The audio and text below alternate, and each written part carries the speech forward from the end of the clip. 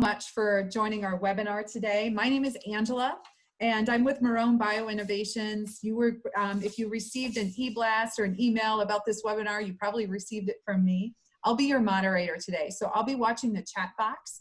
If you have any technical issues, you can't hear, or the slides aren't advancing, or whatnot, please don't hesitate to message me in the chat box.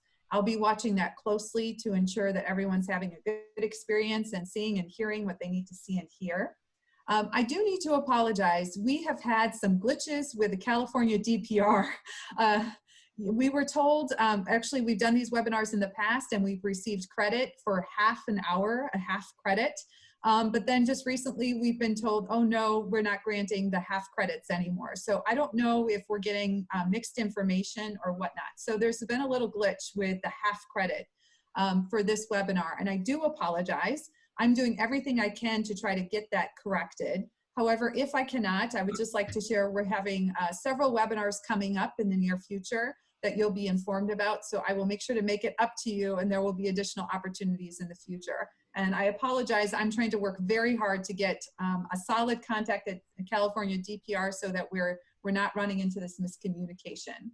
If you have any questions or concerns about that, don't be afraid to message me directly, either on the chat. Actually, what I'll do right now, everyone, is I'll put my email here. Please don't. And if you have any concerns, you can contact me directly. I've mentioned the chat. If you have questions, there is a Q&A box that should be at the bottom of your screen or the top of your screen. But that's where you want to post any of your questions. Please feel free to post anytime during the webinar, and then we'll make sure to answer as many as we can as time allows. Dr. Surendra has offered to stay past the 30 minutes to answer questions, but we want to be mindful of everybody's time, so we will have a hard stop at 1:30. The good thing is, if you have to leave early because you only allotted 30 minutes, no worries, this is being recorded, and we'll be sending out the recording after the webinar so you can catch the question and answer dialogue if it's of interest to you. All right, I think that's all the housekeeping issues we have for today. Now it's my pleasure to turn it over to one of my colleagues, Taylor Hoover. He is the Territory Sales Manager for the Central Coast in California, and he will be telling a little bit about Marrone Bio and introducing our speaker. So go ahead, Taylor. Thank you, Angela. As Angela mentioned, I'm the Territory Sales Manager on the coast of California. My territory extends from Oxnard all the way up to Gilroy on the coast there. So to kind of start out and introduce Marrone Bio, Marrone Bio Innovations is a biological crop protection and plant health provider. We have studied over 18,000 microorganisms and 450 plant extracts. Marrone holds more than 450 patents for biological plant inputs. We were founded by Dr. Pam Marrone in 2006, and we're based out of Davis, California. We have national sales and technical support, as well as global distribution. Our manufacturing is located in Michigan, as well as Las Vegas. This slide showcases our product portfolio, which ranges from our flagship product, Regalia biofungicide, along with one of our newest bacillus products, Stargus biofungicide. We also have Magicine bionematicide, Jetag, and Jetoxide, the two PAA sanitation products, along with our two insecticides, Venerate and Grandivo. And last but not least, we have Haven, our heat stress management product. A new product that's not shown on this slide is Pacesetter, which is a plant health product that will be intended for row crops, or that is intended for row crops. Now it is with great pleasure to introduce our speaker of the day, Dr. Surendra Dara, UC Cooperative Extension Advisor, who specializes in entomology and biologicals. Dr. Dara will be sharing his expertise on best practices for incorporating biologicals into an integrated pest management program. As an extension entomologist since January of 2009, Dr. Dara serves San Luis Obispo and Santa Barbara counties. In his role as the entomology and biologicals advisor, Dara primarily looks after pest management along with different aspects of research with biostimulants, biopesticides, and other biological materials. As an IPM expert, He contributes to IPM solutions of various crops grown in California. With his expertise in entomopathology, he serves as a resource person for microbial control of various pests in different parts of the state. Dara has authored more than 340 scientific extension publications that include 13 book chapters, 3 co-edited manuals, and several peer-reviewed trade journals, newsletters, and e-journal articles. In this webinar, Dr. Dara will provide a brief overview on induced resistance and how some biologicals improve crop health through this process. He will also share best practices for using biologicals and their short and long-term benefits in sustainable agriculture. Dr. Dara, welcome, and we look forward to learning from you on today's webinar. Thank you, Taylor. All right. Good afternoon, everybody, and thank you, Angela and Taylor, for the invitation and the introduction. Webinars are a great opportunity for us to learn during these times. And I appreciate you organizing this for me and everybody, your clients and everybody in the agricultural community. So I want to bring this comparison between humans and plants before I go over my other details of the presentation. If you look at human growth and health, it primarily depends on our genetic makeup. It depends on what kind of genetic makeup or our predispositions to good or bad traits that we may have, and how we inherit those genes has a major part on our growth, health, and everything else. So if you look at the plants to compare the genes of the plants, which is these days we have these high yielding varieties and those that resist a drought, or those that produce more nutritious crops, or those that resist or tolerate pests and diseases. So the genetic makeup is a good starting point, whether it is for humans or for the crops. Then the environment, it has a big impact. If what kind of family we are growing in, and what kind of environment we are nurturing, environment we are exposed to, the educational opportunities or socio-economic conditions that provide or govern those opportunities influence the environment that we grow in. And the same way we have for the plants, the season that we grow, and whether we are growing a crop in an ideal season, or are we creating these artificial conditions to be able to grow them anytime we want. And then what kind of weather it is influencing. Sometimes it is erratic, sometimes it is predictable. And the weather patterns influence not just the plant growth, but pests and diseases and weeds as well. And then, the biotic stressors, like all the biological, like arthropod pests, plant pathogens, nematodes, and weeds and other competitions that the plant is is exposed to influence its health. And then we have what kind of soil it is, and what kind of organic matter there is that can either support the plant nutrition or the beneficial microbial activity, and what kind of crop rotation and the cropping pattern we are using. All those things influence the plant health. And then here the socio-economic factors are those that either growers employ, like does a grower has the ability to do what is required to maintain a healthy and high yielding crop, or is it the consumer requiring certain things, like we want every potato to be 10 ounces, or we want every grape to be of the same size. So some of those consumer preferences can also influence the way crops are produced, and what kind of production or pest management practices we take depending on those socioeconomic conditions. Then the next one is nutrition. It is a simple and straightforward. We need balanced nutrition that is made up of carbohydrates, lipids, or that is fats and proteins. And then we also need supplements in like minerals and vitamins and all other micronutrients. Plants also need more or less the same. They need nitrogen, NPK as major nutrients, and then plants also need all kinds of minerals and micronutrients, and they can also benefit from some supplements or growth hormones and other things that they can take advantage of.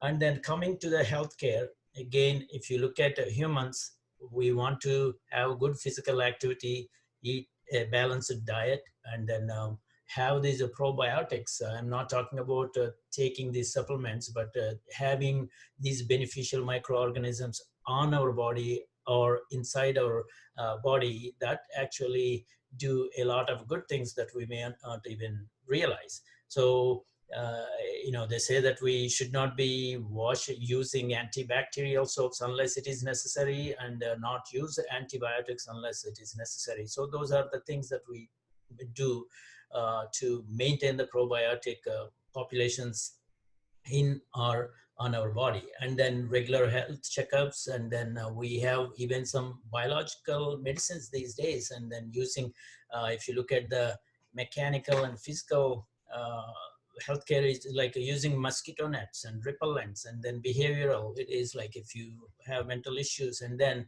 eventually when it is necessary, we take a medicine. It could be a simple one over the counter, or it could be a prescription medicine. So the same principles we have to follow for maintaining good health for the crops too. We hear more or less the similar comparison. Biostimulants, these are like probiotics, and then regularly monitoring it is like a regular health checkup. And then you are familiar with all the other control options for pest management. So here too, we have a number of opportunities or strategies that can be used, and all of them actually make IPM. So IPM means like using every available tool to improve, maintain crop health, and also suppress pests so that we can produce healthy crops and profitable crops. So I wanted to bring this attention, or provide this comparison up front, so that we have a good idea of what we do when we produce crops. So coming to biologicals in agriculture. So biologicals can be any live organisms or materials that are derived from organisms, like they could be from plants or microbes. So these could be either biotic, that have live materials or live organisms, or abiotic, derived from something of biological origin. And there are different categories, as you can see. We have biocontrol agents, biopesticides, biostimulants, then those that do not have pesticidal properties, but these are supposed to help the plants with their health and growth. And then we also have soil amendments. Looking at some of those, like the general modes of action for each of them: biocontrol agents, it is predators and parasitoids, and they either eat or parasitize arthropods. Then we have biopesticides. If we are only looking at those that control arthropods, it is either by ingestion or by infection they act. And when we are looking at biofungicides, or microorganisms used for controlling diseases, plant pathogens, then their activities are different. They antagonize the pathogens and then provide the control. Then we have these biostimulants. They induce resistance, systemic resistance, and also stimulate growth and stimulate some natural processes that improve their growth and health and performance. Then these non-pesticidal beneficial microbes, how do they work? These are like mycorrhizae and some other organisms. They colonize the roots, or they colonize the plant, and they provide protection, or they improve nutrient and water absorption, depending on the kind of microbe we are using. And then soil amendments, they also directly or indirectly help the plants to maintain good growth and health. So we will look at these things in a little more detail here. If you look at predatory or other arthropods, so we have these parasitoids, and then we have these insects, mites, and spiders. Everybody is familiar with these things, and I just want to bring your attention to these parasitoids, which are actually insects. These are wasps that either attack eggs or nymphs or larvae or adults. They deposit eggs in the host life stage, and then it develops, either completes its entire life cycle in the host, or it completes part of it, comes out, and completes the rest of the life cycle outside. So these can be, and then you are familiar with these insects and mites and spiders, how they actually attack and kill various arthropods.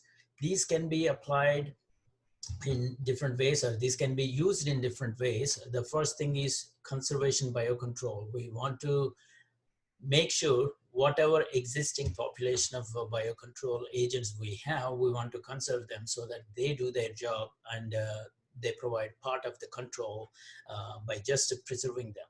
This is by avoiding spraying certain harmful chemicals or pesticides of biological origin. Both, it is any kind of pesticides that might harm, we could avoid them, or we could provide alternative hosts, or like flowering hosts nearby, so that they can thrive on those plants near the crop.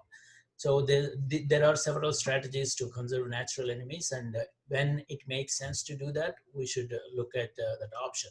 And then we have two ways of releasing these biocontrol agents. One is classical biocontrol, which is when we have an invasive pest, we have to look for their natural enemies in their native area, and then bring them to this new home of the pest, and multiply and release them. This is classical biological control, and it can be done for either for weeds or pests, arthropod pests, and it can be used in other areas too. And then the other one is augmentative biocontrol. We use endemic species, or sometimes they could have been imported a long time ago, but the idea here is that we multiply and periodically release, and a good example is using beneficial arthropods in greenhouse production, or releasing predatory mites for spider mite control in strawberry. So these are some examples here. So these are biocontrol agents, and you're familiar with how we can use them. And then the next one is biopesticides. Biopesticides could be based on microorganisms. Again, we have entomopathogens and fungi and bacteria that attack either parasitic nematodes or plant pathogens and so on. So these could be actual live microorganisms, or they could be metabolites produced by these microbes.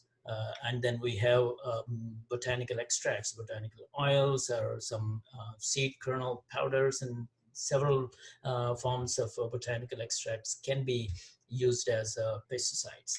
And then we have peptides and other organic molecules. Some of these could be a part of other ones too, but I would like to put them in a separate category because they are slightly different from the rest. And if you look at entomopathogens, some of you might have seen this part of a presentation in my previous talks. So we have primarily bacteria, different kinds of fungi, and another group of microorganism that is called microsporidian. Then we have different species of nematodes, and then we also have nucleopolyhedrovirus and granulovirus. These are basically the kind of entomopathogens that we have in the market. Except for this microsporidium, we have everything else in the US market in different formulations. And how they attack is important for us to know, how they attack the host arthropod. So if we want to quickly look at this, imagine this as an insect, and then the bacteria need to be ingested. BT, Bacillus thuringiensis, is a good example here. It has a toxin.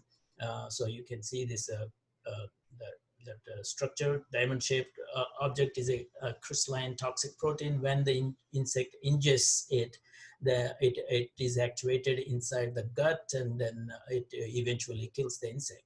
Then fungi act by contact.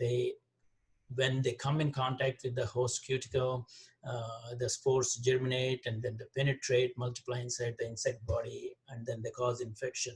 And then they kill the host, and they emerge by producing more spores. And then microsporidium, it has to be ingested and causes infection process in the insect. Then nematodes are different from rest of them because these are actually tiny worms. Then they can actually crawl and look for their host, and then they enter through multiple natural openings of the insect. Once they get inside, they release bacteria. Each genus of these nematodes, one is Heterorhabditis and the other one is a Steinernema.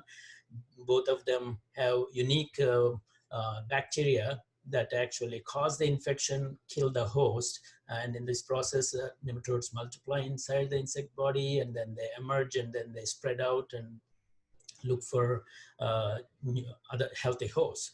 And then coming to these viruses, then we have two kinds: nuclear polyhedral virus and granulovirus. It is based on the the structure. They have these names. These are very powerful, and several times they're very specific to an insect species or a group of insects.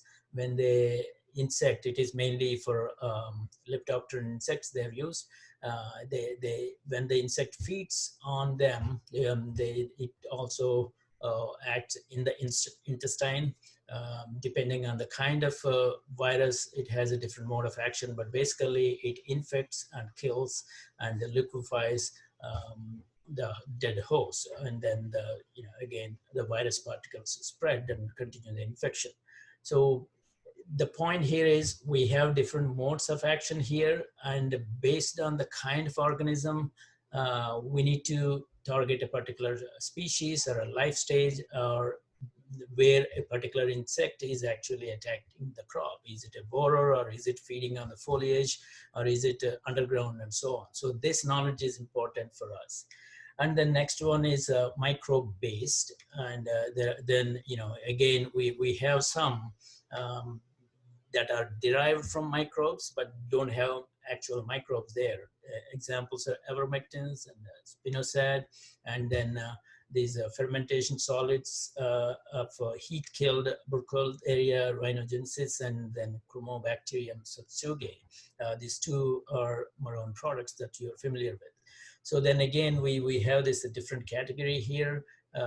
Then these have these either metabolites or toxic molecules that have a different mode of action on these insects.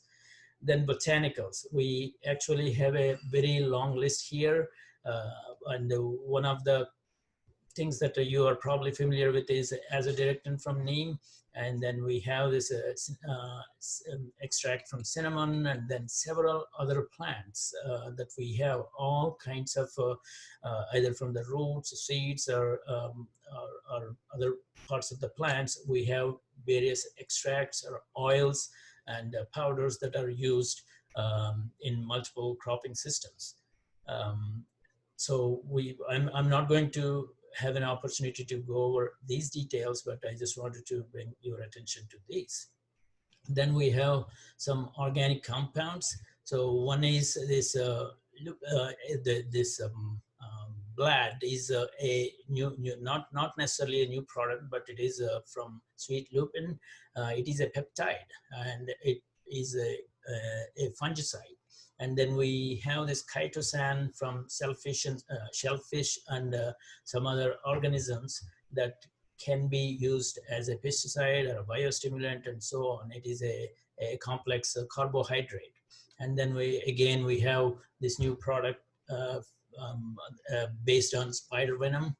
So it is also a fermentation product where you produce this peptide, and it has a different mode of action. So with the advancement of science and new products and formulation technology, we have a lot of products of biological origin. So we really have a wide variety of biologicals to use. Now, I just wanted to quickly bring your attention to one thing.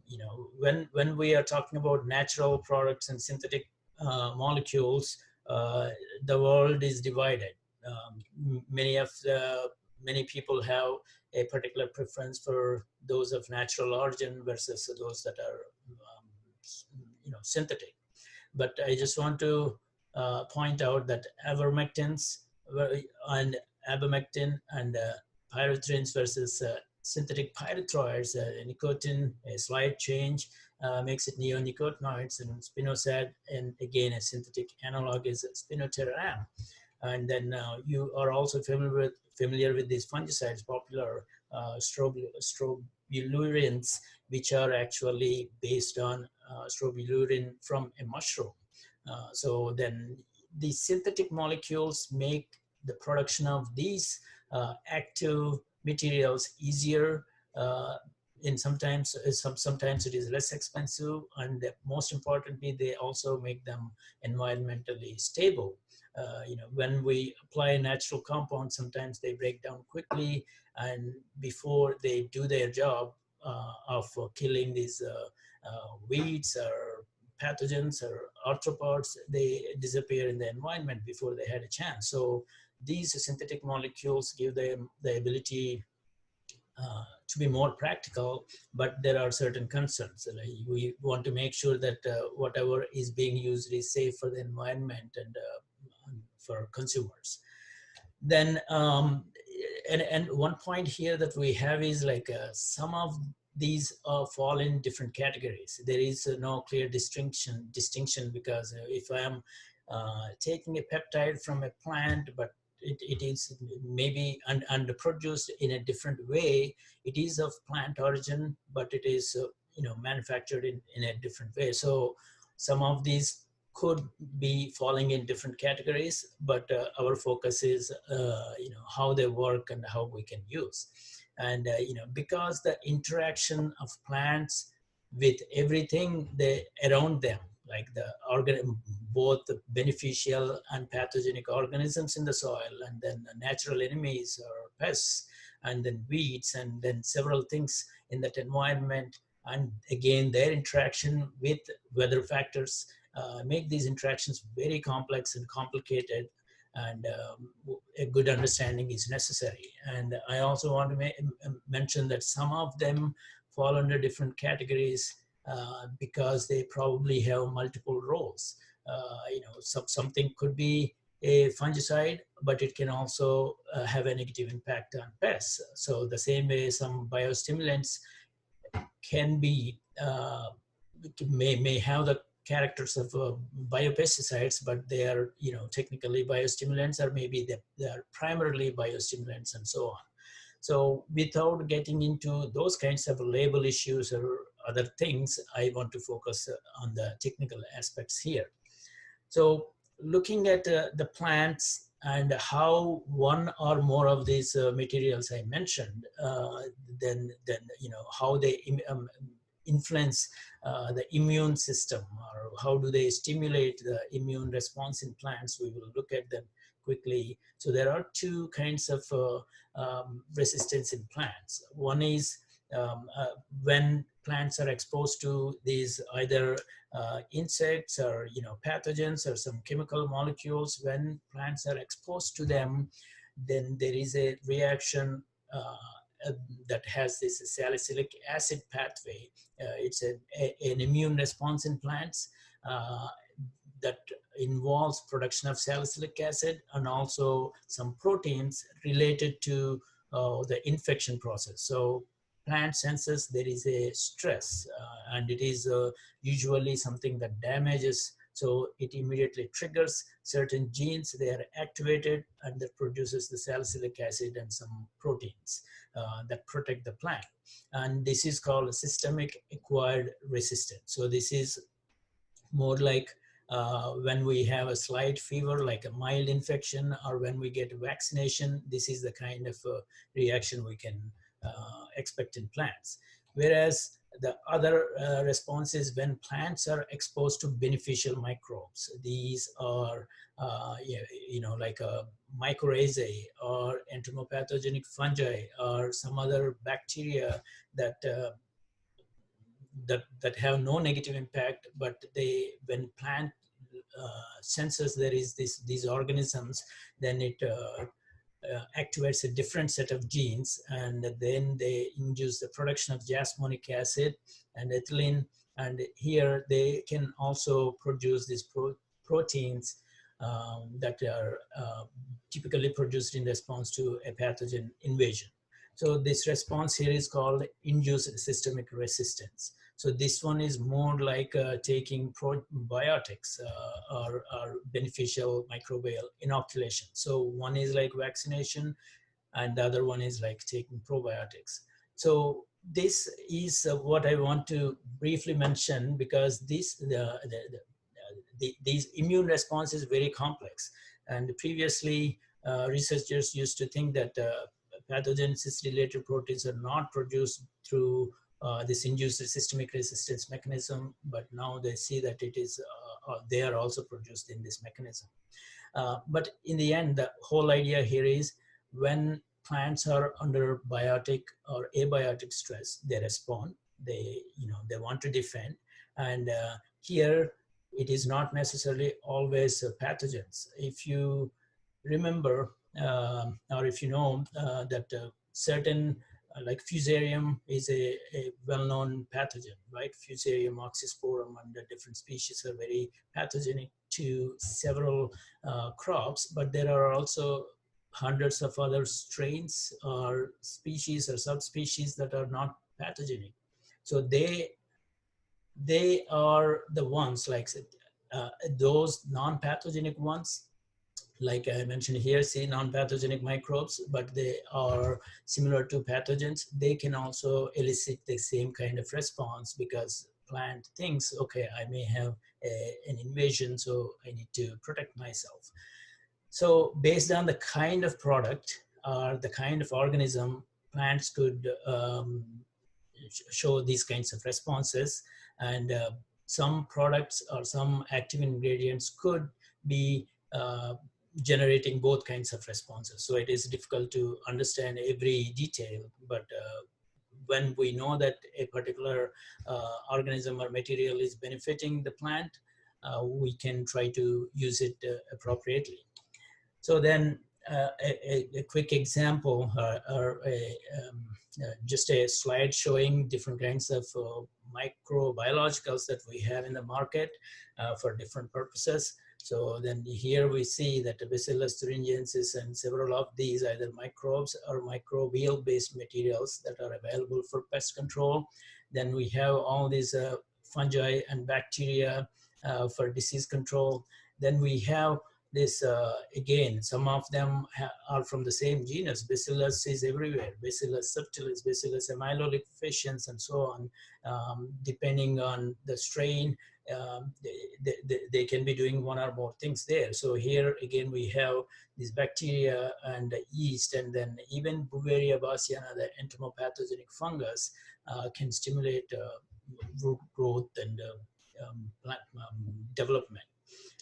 Then again we have these other microbes that are used to build soil health, or if, as you can see here, trichoderma can be used to build soil health, or like as a biostimulant, or it could also be a biofungicide. So we have some of these strains being used in different ways, but the idea here is that some can do more than one particular job. For example, my researcher, it's those of you who have attended my presentations or read my publications realize that entomopathogenic fungi not only control arthropod pests, but they can also antagonize plant diseases. They can promote the plant growth, improve nutrient and water absorption. So when one of these products are used for a particular purpose, I spray, let us say, a fungus to control mites or an insect. At the same time, I might be getting additional benefit of protecting the plant from diseases. So the knowledge helps us to avoid some unnecessary sprays and take advantage of their different kinds of actions from these materials. Then I quickly want to show what kind of use strategies we have for these. First thing is we could inoculate the seeds with one or more of these beneficial microbes or the other materials we have. And if they are not biostimulants, or if they are particular, if they have a biopesticide label, we have to make sure that it is appropriate to treat the seeds as well. It is very important. Like whenever we have a product, commercial product, and using it, we have to follow the label guidelines. Then here we could use it to treat the seeds, or we could use them to treat the transplants. Either you spray or dip, or if you have a tray, transplant tray, then inoculate the medium or the plugs with these beneficials before planting. And if it is not possible, then they can be applied after planting, whenever necessary. And sometimes it also helps to add some organic materials or other things like biochar to soil that can support the beneficial microbe populations. And then these biologicals can be applied either as a foliar spray or soil drench or drip application. The point here is that they can be applied throughout the crop cycle, depending on what the product is and what it is supposed to do and what the crop needs are. And I always recommend that especially if you happen to fumigate the field, and which is supposed to actually kill everything in the soil. So then it is always a good idea to re-inoculate or inoculate with beneficials, so that before the pathogenic organisms re-establish in the soil, then we provide a good start with these beneficials. And then another strategy of delivering these microbials is using bees, pollinators, which is called entomovectoring or bee vectoring. So here we have these bees, and then as they exit their hives or boxes, there are special attachments to these boxes, then where you can put either trichoderma or Beauveria, even entomopathogenic fungi can be delivered by these bees, because I will explain. Like, so when they're exiting, they pick up because they have to walk through this powder, so they pick them up, the spores, and then when they visit the plants, especially botrytis or some of those diseases, and in strawberry, Lygus hesperus, they attack these developing berries. So if the inoculum is already there with dispersed by bees, for example, a Metarhizium or Beauveria bassiana or Iceria, then that fungal spores can attack mites or thrips or other arthropods that we have there. So the reason it is probably obvious that when you have beneficial fungi like trichoderma, they may not harm bees. But what about entomopathogenic fungi? Because these fungi like Beauveria, Iceria, and Metarhizium are supposed to kill insects. Because these pollinators are also insects, what happens to them? Are they not killed by them? So when they pick them up, and usually they release most of the inoculum, like almost all of it during their foraging activity. So when they go back to the hives or the boxes, the temperature, the hive temperature is usually much higher than a tolerable temperature range for these fungi. So because of that, these pollinators are fairly safer in their hives and are not impacted by um, entomopathogenic fungi. And then now I want to go over how we can use expand on these strategies for using biologicals as a part of IPM. And the first and foremost thing I want to mention is biologicals are not meant just for organic cropping system. They are for all production systems. And the first point here is to understand the pest or disease or the issue we have, and we also need to understand the biological, what kind of product it is. Is it based on yeast or bacteria or fungi or viruses or nematodes? And then are we using them to control a soil-borne pathogen?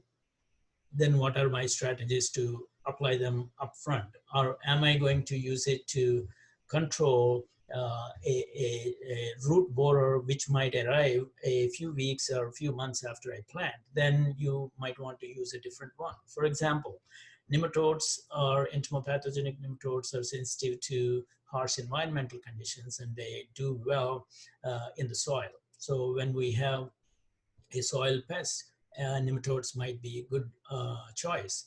But when we similarly, when we have insects with chewing mouth parts, then we could use bacteria or viruses because they need to be ingested. And when we have insects with sucking mouth parts like aphids and or hemipteran insects, other hemipteran insects, then we could use fungal pathogens. Similarly, there are these biostimulants and other materials we can use based on what it is and where we think it works best. And then again, looking at all that information, and then what are my farm needs? Can I afford this particular one, or do I need a quick control, or can I wait?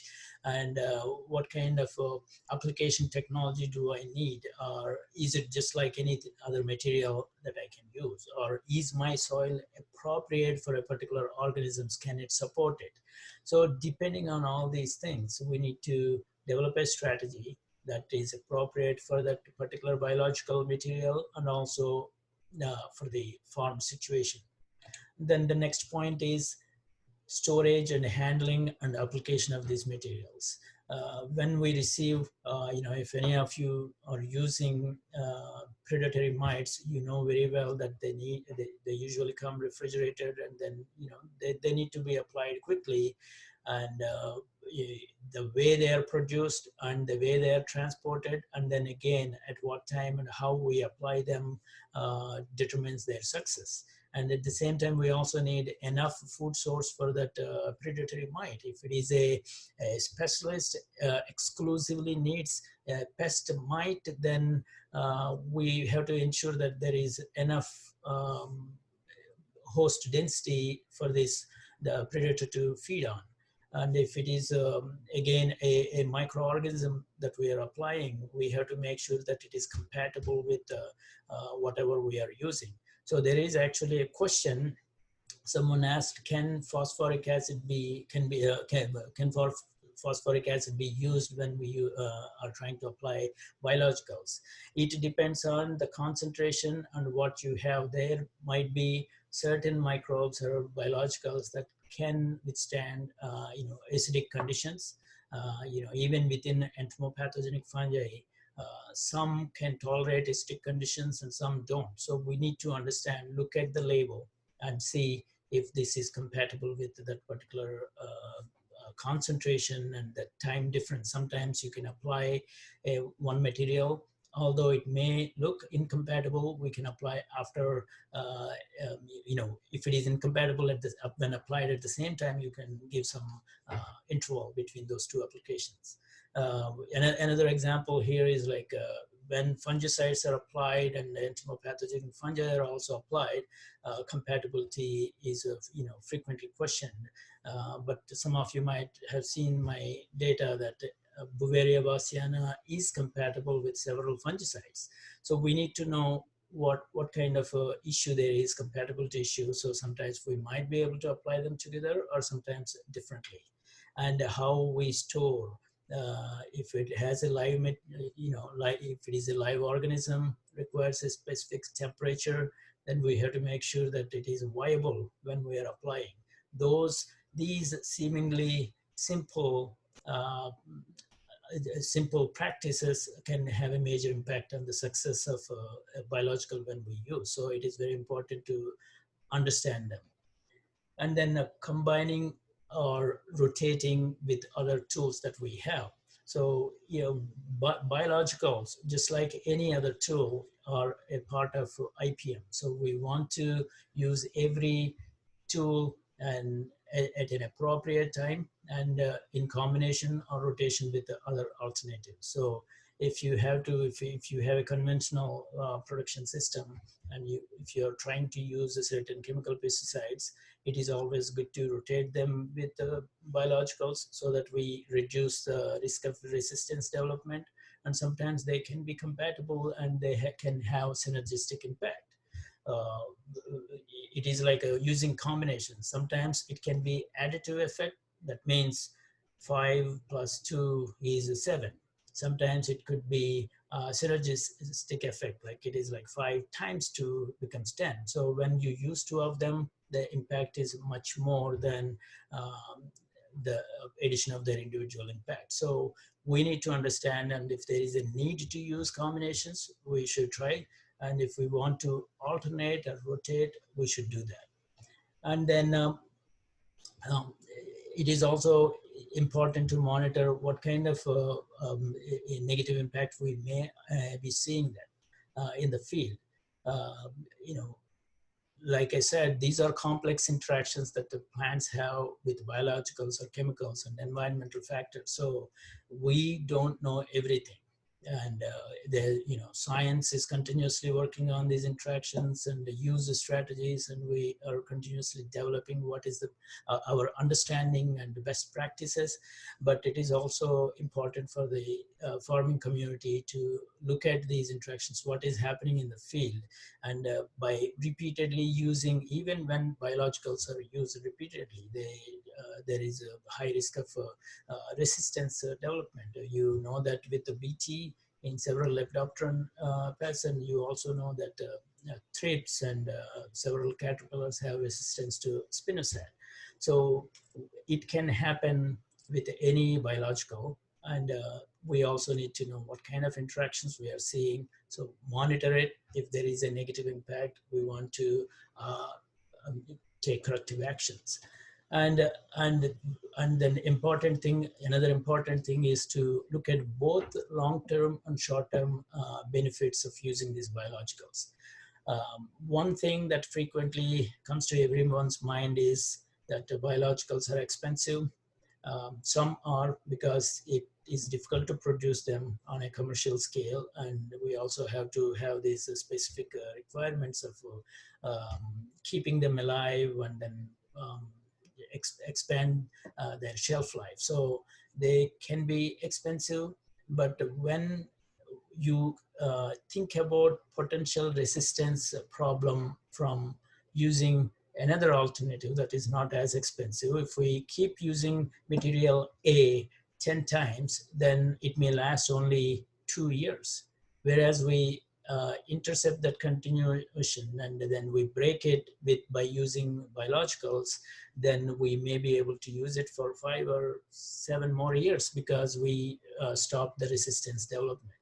So the same way, do I need to get immediate control, or do I need to look at the safety or other requirements when I am exporting a particular fruit or vegetable? So we have to look at all these long-term and short-term benefits, and we have to choose whether to use a botanical or microbial or a synthetic material. So when we have a thorough understanding of how they work and where they can be placed, we can maximize their efficacy, and then also we want to maintain their longevity, both for synthetic materials and biologicals. And then when it comes to biostimulants, it is again another huge area, not just biopesticides, but biostimulants work by improving the health. So when we get sick, we take a medicine, you immediately get better, but we don't see the benefit of long-term benefit of biologicals like healthy diet and exercising and doing things right. They take longer to show their impact. So we need to look at all those things, don't always have to look for short-term benefits, but we are trying to invest in our future for everybody. So biologicals can help with that. And to conclude, biologicals are critical tools for sustainable agriculture because they can promote plant growth, and then also they protect the plants from harmful organisms. And then again, they're not just for organic agriculture. They are for all kinds of cropping systems, in orchards, row crops, and field crops, and vegetables, greenhouse production, and ornamentals, and so on, nurseries, everywhere they can be used. And then a thorough knowledge. Knowledge is very important. Knowing them well and developing a strategy that is appropriate for that situation is very important to make sure that they're successful. And with this, I conclude my talk, and I quickly want to bring to your attention that I have a virtual strawberry field day next Tuesday from 8 to close to 12 o'clock, 8 a.m. to close to 12 noon. So if you haven't registered, or if you're interested to register, please take a look and register.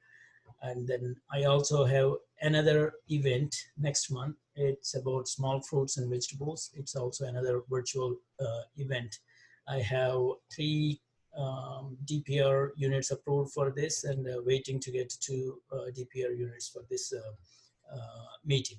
So again, once again, thank you all for your attention, and thank you, Marrone Bio Innovations, for giving me the opportunity to share this knowledge with your viewers. Thank you, Dr. Dara. We have a few questions. I think you see the question box as well. Is that correct? Yes, I can see them. Yeah. Okay, excellent. And I believe you answered the first question, correct? Yes, I did. Okay, so we're done that. And then the second question here, and if anybody else has questions, please put them in the question or the Q&A box, and we will try to get to as many as we can. The next question comes from Ricardo Becerra. What is the impact of the phosphoric acid in the microorganisms inoculation and colonizations? So that is the question I think I answered earlier. Like, we need to look at whether it is compatible or not, and what concentration, and if we have to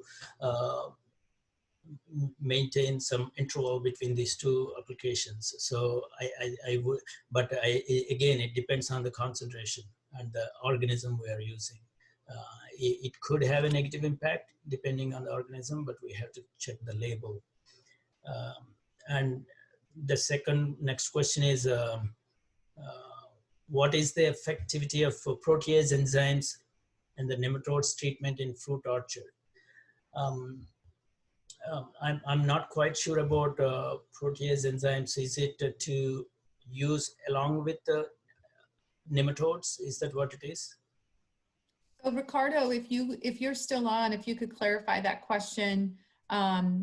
We're trying to understand if the protease enzymes are in conjunction with the nematodes, or if it's, I'm assuming it's using the enzymes to treat nematodes. Well, I mean, I'm not familiar with this system, so I cannot give a clear answer, but sometimes there can be certain materials that increase the efficacy of the other ones.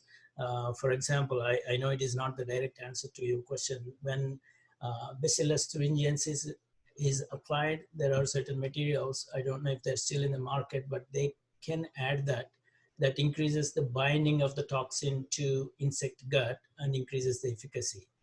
So similarly, if the protease enzyme is going to degrade the insect cuticle, thinking that wait, let me see. Effectivity of protease enzymes in the nematodes.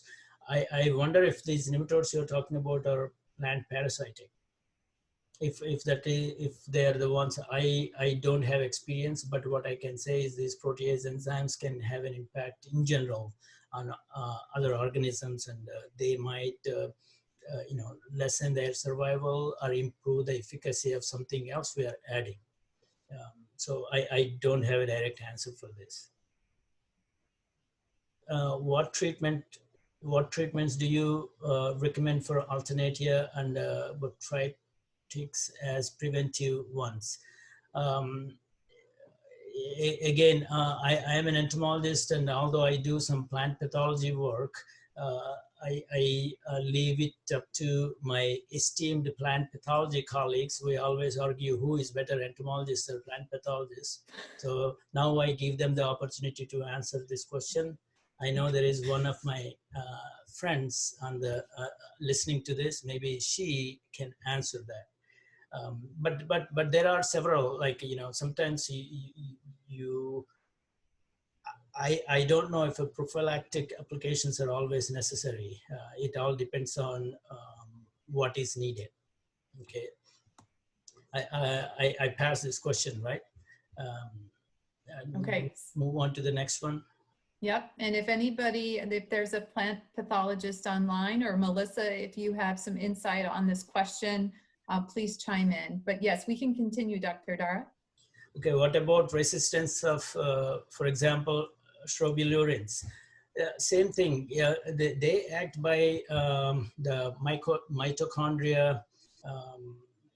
So whenever we have a molecule that has a very specific mode of action, whether it is insects or mites or fungi, they can develop resistance. So you have several products under this category, and if you are repeatedly using the same, it is always possible that pathogens develop resistance. And compared to mites or insects, they have a faster life cycle. So the frequency of resistance genes developing putting that selection pressure is higher, and the frequency of developing resistance is faster. So we need to rotate with the other modes of actions. Excellent. I think the next one is just a statement. I think those come from Phacillomyces fungus. You mean? That was the reference to the nematodes. Oh, okay. Okay. I'm not sure. Maybe we can chat privately to know more. Okay, so Melissa, you might be able, or Taylor might be able to answer this next question.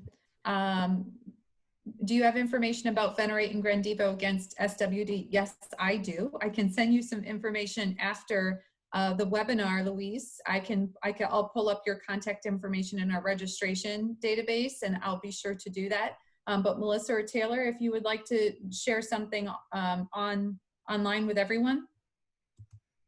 Yes, this is Melissa O'Neill. Thank you very much. And we have seen good efficacy controlling SWD with Grandivo. Have a number of research studies, and really the data will speak for themselves. So we'll go ahead and get that to you after the call offline. Now, the other question that I was asked to comment on is products that may be used to manage botrytis or Alternaria. We've been working with Stargus, that's our newest biofungicide, on botrytis, and seen some good results on both grape and strawberry with that. Regalia is also labeled for botrytis. And talking about Regalia, we have worked with Alternaria on several crops using Regalia. Of course, there may be and are many other solutions out there, all of which should be used in an IPM program together. But I'll just advise you to refer to the labels of each material independently that you're considering. Thank you. Awesome. Thank you so much, Melissa. I think, okay, so we had a few more coming in here. Just give me a second to catch up. Okay, when we talk about resistance induction, which response to external attack in the plant is faster? The one produced as induction of systemic resistance, or the induced one? Dr. Dara, would you feel comfortable? Yes, I'm just Okay. trying to understand which response to external attack in the plant is faster. I think plants actually respond quite fast to both, and I would think, not based on just my guess, I think a response to a pathogen is faster because it is more dangerous, but some of these induced systemic resistance response could be equally fast because it is just a matter of turning on certain genes. So I think both can be quite fast. Okay. Is there any information for the efficacy of a nematodes for rice root aphid? Rice root aphid. That's a good question. I haven't had an opportunity to evaluate any of these nematodes, but I know that they are especially good for several soil insects. But at the same time, I don't know if it is big enough for the nematodes. Usually, coleopteran and leptopteran insects are major targets for these. But I think we could use. If you send me a message privately, I will check and see if there is any information on aphid control, root aphid control with nematodes. I will check.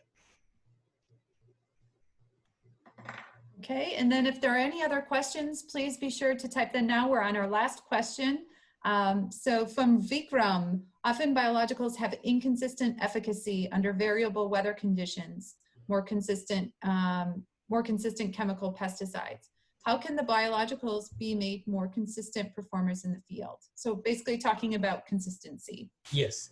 A great point. I did not mention it because I said it so many times in other presentations that both biologicals and chemicals can be inconsistent. If you look at any study, you don't always consistently get the same results even from chemical pesticides or chemical materials. Whereas with certain biologicals, you do have consistency. Just like what I meant to say is like whether certain materials consistently perform well or show some variations in their performance. That is quite common for both biologicals and synthetic materials, but the common perception is just like what you asked. We have this thing in our mind because that used to be the case maybe 20-30 years ago, before before the pesticide industry had these advanced formulation technologies. Inconsistency could have been the reason, but that inconsistency is still possible, but it is not necessarily because it is ineffective. It is because of how we use it. Like as you saw that I put up so much emphasis on the knowledge, knowing the biopesticide, knowing the biologicals. That is because a lot of times I have several examples of people incorrectly using them and giving up very quickly because they didn't see the efficacy and then they think it is not working. Whereas with chemicals, because they are more compatible with some of these extremities like temperatures or the tank mix partners, so we think that they are generally more efficacious or consistent. But there is a lot that goes into the human error and other reasons for this inefficacy. Excellent. Chitosan is regulated as a pharmaceutical. Do you see a path forward for labeling in agriculture? It depends on the efficacy. I evaluated one product a couple of years ago.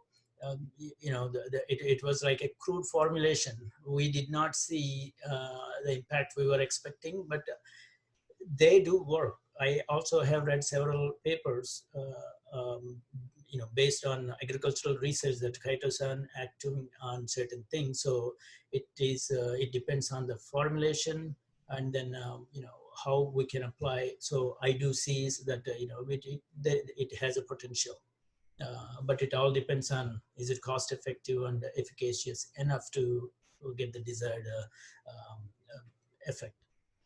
And then the next one is, can mixing different biological products create competition between them, or should each be applied separately? That's a very good question. Several people, including myself, has asked this question. Is it necessary to have a concoction or consortium of all these bacteria, mycorrhizae, and other kinds of fungi and yeast and everything in one, or is it better to use?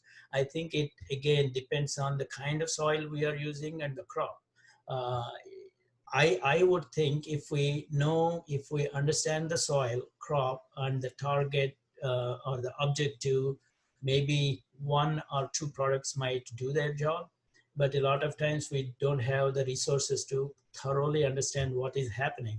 And again, a company cannot produce one kind of combination for sandy soils and another one for, like a different kind of soil and different crops. So what I heard from a couple of people is that when they have a consortium, if one is not working under a particular situation, others might be working, so they get a benefit from that. But it is also possible that when you have multiple organisms, there could be some competition if everything is looking for the same carbon, nitrogen source. But when we provide other supplements like other organic matter and other things, maybe the competition does not exist, and the benefits outweigh the negative impact of the competition. Excellent. Final call for any questions. I will just provide some last minute housekeeping information for all of you. So if there's a final question, please feel free to type it right now. Otherwise we'll miss out. Thank you so much to all of you that stayed on